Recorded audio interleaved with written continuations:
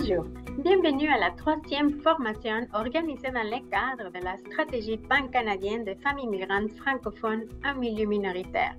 Ces formations seront offertes pour approfondir les enjeux, les solutions et les outils favorisant l'intégration équitable des femmes immigrantes francophones en milieu minoritaire.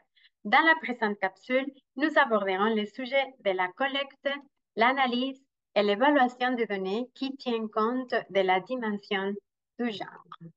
Alors, bienvenue, je me présente. Mon nom est Lisette Rodriguez de la coopérative féminine et féministe Convergence. Et c'est un immense privilège pour moi d'être votre guide à travers les différentes formations asynchrone de la FFC. Alors, c'est parti. Et je vais vous expliquer l'objectif de la formation d'aujourd'hui.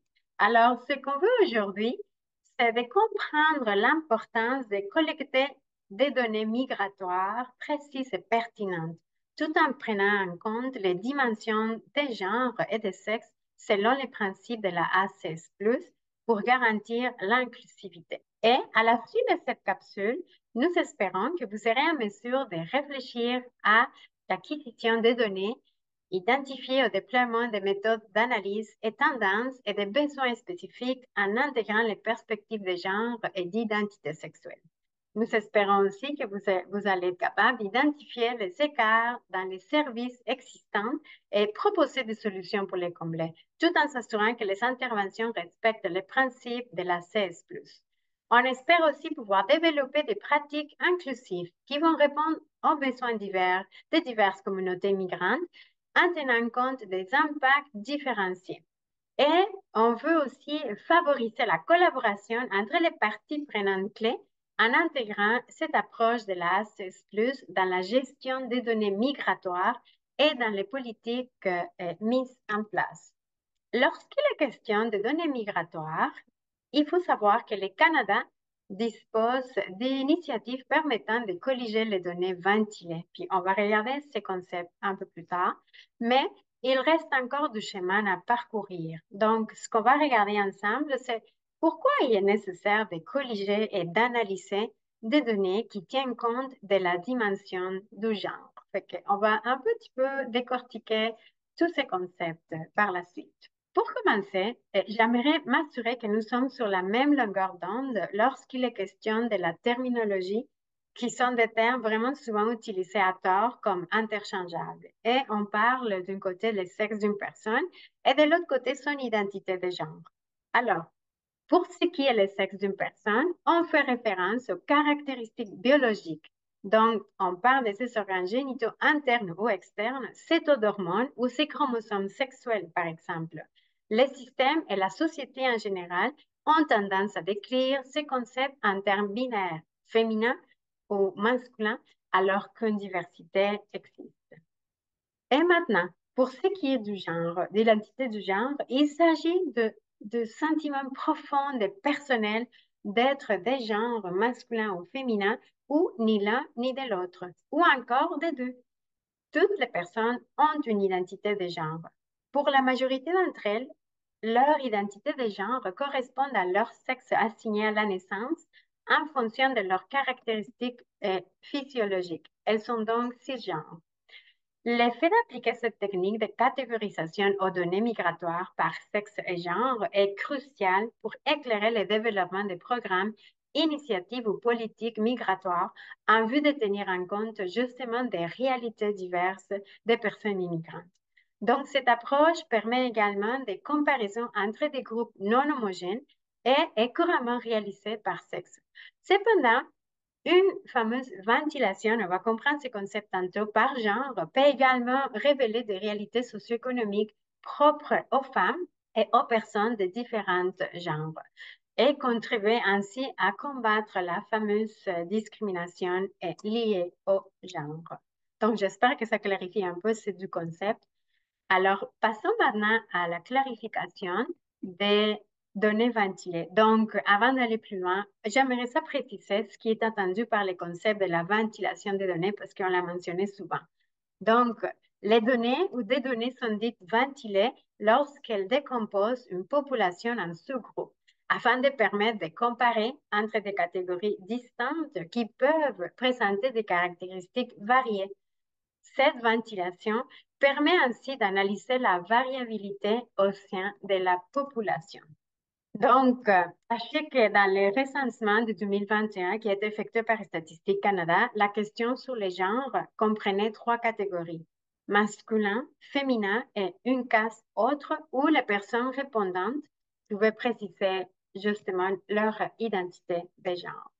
Donc, c'est une façon d'appliquer tout ça. Ensuite, le fait d'appliquer cette technique de catégorisation aux données migratoires par sexe et par genre est évidemment crucial pour éclairer le développement des programmes, initiatives ou politiques migratoires en vue évidemment de tenir compte des réalités de diverses personnes immigrantes.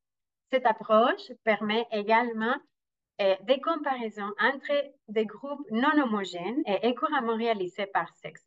Cependant, une ventilation par genre peut également révéler dans des contextes socio-économiques qui sont propres aux femmes et aux personnes de genres différents, contribuant ainsi à combattre la discrimination liée au genre. De là l'importance de cette approche. Comme nous avons précédemment vu dans la première capsule qui portait sur l'ACS+, les étapes clés que vous voyez à l'écran à suivre afin d'ouvrir nos perspectives dans la création d'initiatives qui vont intégrer justement cette analyse comparative des sexes et plus, la ACS+. Dès la première étape, il est évidemment question de données, on parle de données, et ces données permettant de mieux saisir l'état de la situation si elles sont disponibles, pertinentes et à jour. Et pour une petite note de rappel, la deuxième étape de la ACS+, est justement d'identifier les inégalités en analysant les données adaptées à la problématique qui est traitée par une initiative ou un projet. Et il est donc essentiel d'utiliser des données ventilées selon les sexes et idéalement les genres, et de tenir compte aussi d'autres facteurs intersectionnels dans une perspective d'ACS+, pour le développement d'une initiative visant les femmes francophones immigrantes. Donc, et si vous ne disposez pas de telles données, il faut identifier les défauts dans les données existantes et, comme on l'a mentionné à la première capsule, penser à faire la collecte de données. C'est vraiment un des objectifs de mesure d'évaluation de l'initiative. Et sans oublier, évidemment, d'intégrer les principes par, pour et avec tout au long de votre processus. Passons maintenant dans une des publications récentes qui s'appelle Données migratoires et liées au genre. Il s'agit d'un guide pour une gouvernance des migrations tenant compte de la dimension des genres et fondée sur la connaissance des faits. Et l'Organisation internationale pour les migrations souligne dans ces données-là, il y a 5 lacunes en matière de genre. On va réviser les 5 lacunes qui sont importantes. La première lacune est la production et la collecte de données inclusives sur la migration ventilée par sexe et genre. Donc, on vient juste de le voir. En l'absence de données ventilées par sexe et par genre et de données sur d'autres facteurs intersectionnels, des réalités et les complexités des inégalités, les expériences intersectionnelles de la migration sont invisibles et restent obscures et ignorées.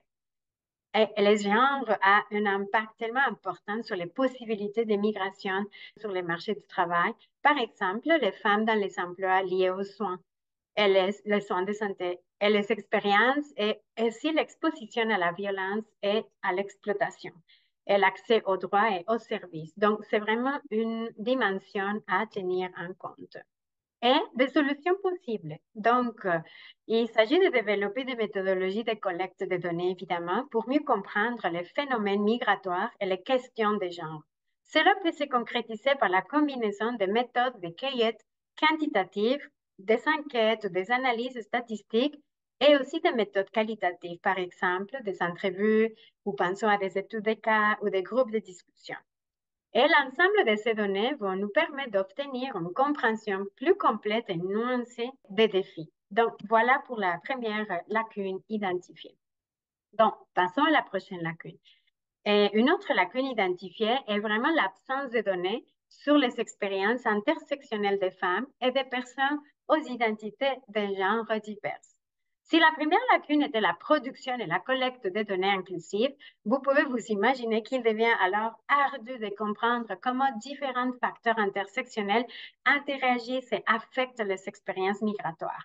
Et l'absence de ces données résulte d'un manque d'inclusion d'un éventail plus large de mesures en relation avec le genre, en plus du sexe, ce qui favorise l'aspect invisible des femmes et des personnes ayant des identités de genre diverses et leurs expériences spécifiques au genre.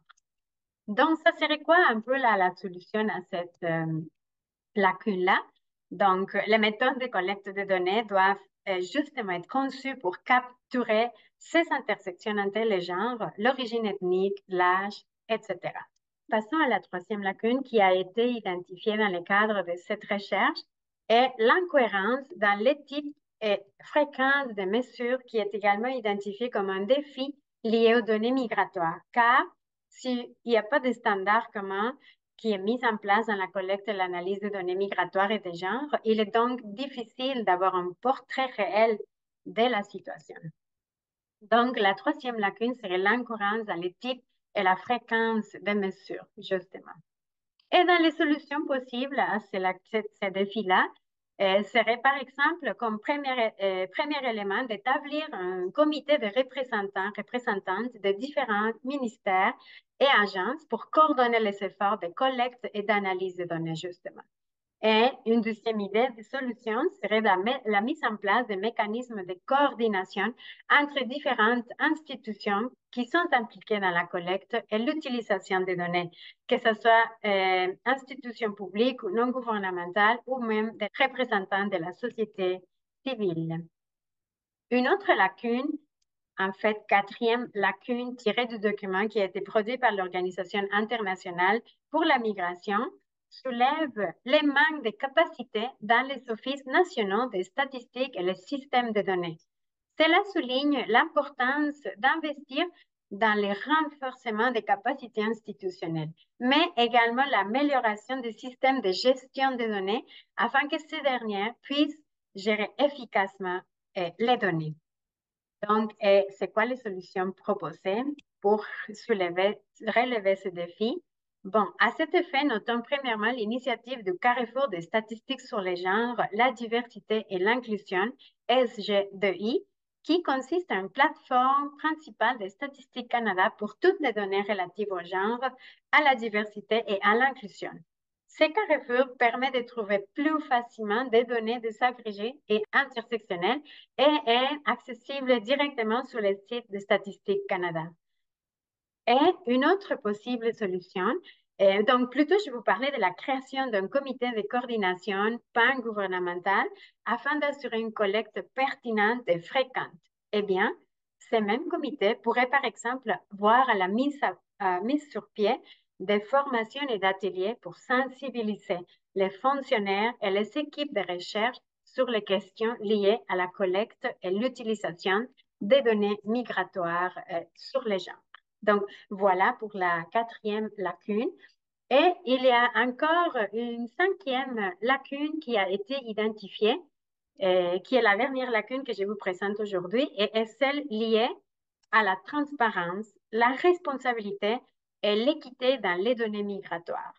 Donc, il est possible que certains défis éthiques se présentent lorsqu'il est question de fournir des informations sensibles liées au genre et à la migration internationale, ce qui peut évidemment accroître la précarité et la vulnérabilité de certains groupes. Et ça serait quoi la solution possible pour ces lacunes-là? La première serait d'assurer l'équilibre entre la confidentialité et les besoins des données désagrégées. Statistique Canada a mis en place un protocole clair qui utilise des terminologies variées selon les niveaux géographiques, donc l'échelle d'analyse de représentation des données. Une autre solution serait de bien expliquer les tenants et aboutissants d'une collecte de données migratoires. Ce ne sont pas tous les pays dans le monde, par exemple, qui sont donnés des mécanismes de protocoles éthiques de collecte d'informations sensibles. Voilà pourquoi il est important de garantir une anonymisation des données, d'une protection de ces derniers et d'une explication de leur usage futur. Donc, voilà pour ce qui était la dernière lacune qui a été identifiée. Et avant de terminer cette capsule, voyons 12 exemples de projets canadiens qui ont bien intégré l'ACS+, d'une façon remarquable, je dirais, dans la collecte de données. Parlons en premier de la recherche du Conseil canadien des femmes musulmanes, CCFM, en partenariat avec l'Université de Toronto, qui aborde les enjeux de l'employabilité qui sont influencés par les facteurs identitaires et bien plus. Il s'agit également d'une mise à jour des données qui datait de plus de 20 ans. Ce projet, qui durera 35 mois, se perchera sur les obstacles à l'emploi auxquels sont confrontées les femmes musulmanes pour créer des outils et des stratégies visant à améliorer autant les recrutements comme le maintien en poste et aussi l'avancement des carrières des femmes dans des secteurs économiques non traditionnels ou qu'on connaît comme des secteurs en expansion au Canada. Donc, c'est tiré de la recherche qui s'appelle, comme vous le voyez à l'écran, toujours surqualifiés et sous-employés, expérience des femmes musulmanes canadiennes en matière d'obstacles et de facilitateurs à l'emploi que vous pouvez consulter sur le site web. Un deuxième exemple, c'est le carrefour des statistiques sur les genres, la diversité et l'inclusion qui a été développé en collaboration avec différents ministères et agences du gouvernement fédéral. Il s'agit d'une plateforme qui vous permet de suivre l'évolution des différents indicateurs présents dans les cadres relatifs au genre que nous avons vus aujourd'hui tout au long de cette formation. Donc, avec le temps et dans la mesure du possible, de nouvelles données seront disponibles pour différents facteurs identitaires croisés, tels que, par exemple, l'incapacité, les statuts d'immigrante et l'appartenance, par exemple, à une minorité visible. Donc, voilà pour ces 12 exemples. J'espère que vous allez l'apprécier quand vous allez aller regarder plus en profondeur. Donc, nous voilà à la fin de cette troisième capsule de formation. Je vous remercie d'avoir pris le temps de suivre cette capsule et j'espère vous revoir très bientôt dans la prochaine capsule qui sera la quatrième formation. Mais en complément d'information, avant de se quitter, je vous invite à visiter le site web de l'AFFC qui est dédié à la stratégie pan-canadienne des femmes immigrantes francophones en milieu minoritaire. Brisez les barrières pour une intégration équitable et que vous pouvez accéder sur le site web immigration.affc.ca. Et je vous invite également, si vous ne l'avez déjà fait, à consulter le guide des bonnes pratiques créé aussi par l'AFFC, une boussole pour les mouvements féministes francophones, qui est aussi disponible sur le site Internet de l'AFFC.